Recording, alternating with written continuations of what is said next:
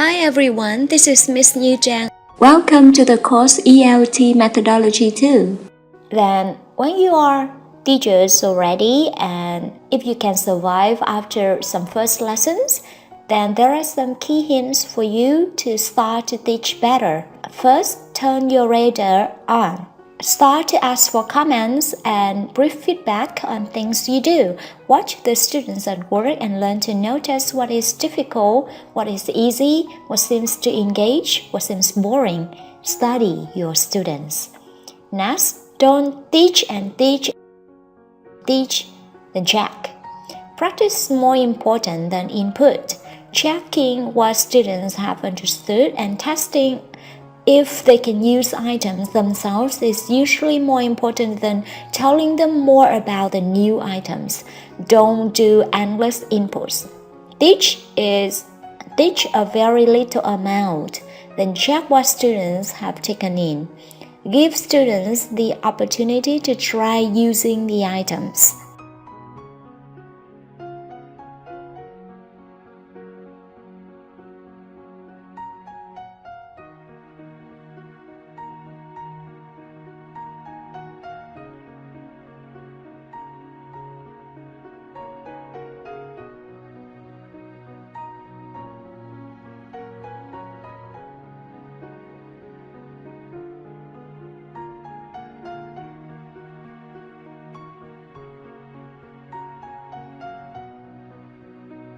The third one is a question, okay?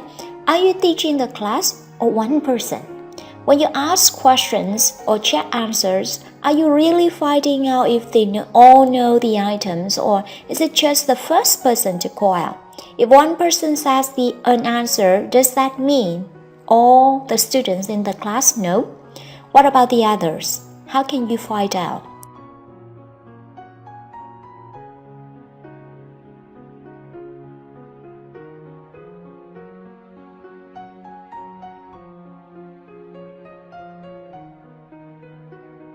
Now, I would like you to watch a video in which EFL experts share their top tips for the EFL classroom.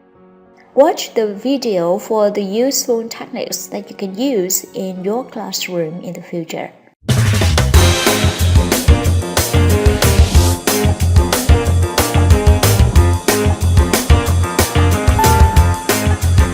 Number one, teachers need to know how to use whatever presentation material they want to use. If you're going to use a board, you need to know how to use a board.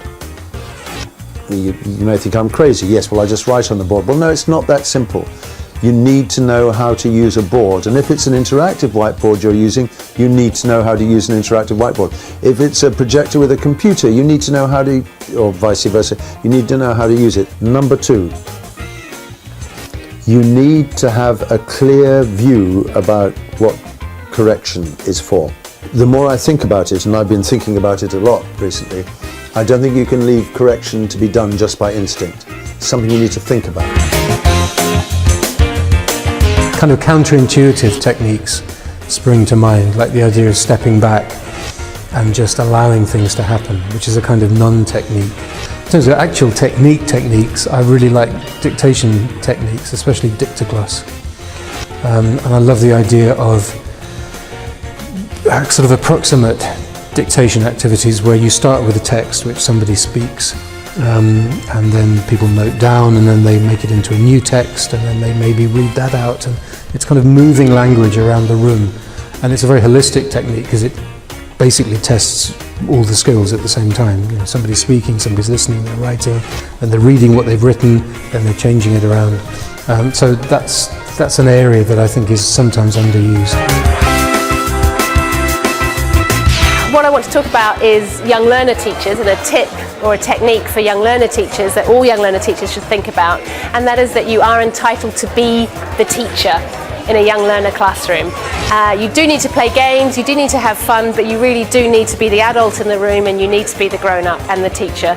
And that involves really thinking about your classroom management and how you're going to get that class working effectively, and taking the time to concentrate on that and not just focus on teaching the language, but actually developing their behaviour, their attitude and their engagement with learning as a whole, not just English. A lot myself in storytelling, and I think it can be a really powerful way to teach. One I use quite a lot is a story about how I've got a scar on my arm here and I nearly lost my arm, and I've used this story a lot of times, and it's a story of how I got my scar, what happened, and what I've done with it each time is to tell the story. And people are kind of, ooh, really, ooh, dear, ooh, ooh, ooh. And then get them to analyse the language I used in the telling of the story. And then get the students telling their own stories, but using the same language structure. And in fact, there are a lot of good books on this subject as well. There's a man called Andrew Wright, who wrote a number of books about storytelling for children, for adults, for different age groups. Mario Rimbalukri wrote a book a long time ago called Once Upon a Time, which you remember, of course. And there's some lovely ideas in there for storytelling.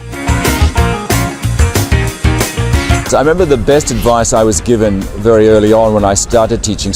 My director of studies was observing me, and the lesson I thought had gone very well and fast-paced, and the students were all involved.